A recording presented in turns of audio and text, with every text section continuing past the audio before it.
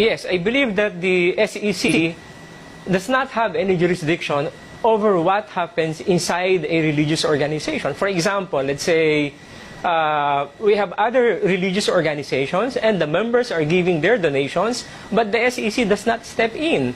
And even if a certain church would be promising a blessing of 100-fold, 100% or more than that, the SEC does not step in. So I think what is sauce for the goose should also be the sauce for the gander. So thereby, the Kapa Ministry of Operations should be insulated from the investigation of SEC. Where exactly are you basing that principle? The fact that the SEC should not step in?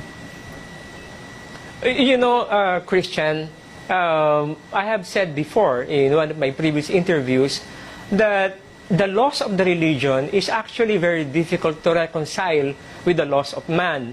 And in this case, if you look at the loss of religion, giving is always there, and the return in the form of a blessing is always there.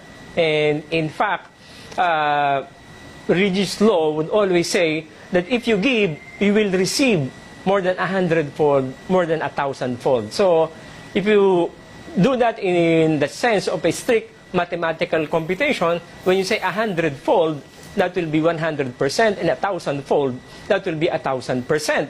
So if we compare it with the 30% ceiling that the SEC is saying, then it's much, much more than the 30% that they are saying that is a scam. So are we saying now that giving a 100-fold blessing or 1,000-fold blessing is a scam? That will now be a big question mark. But then again, I would say it will be really hard to reconcile the loss of religion and the loss of man.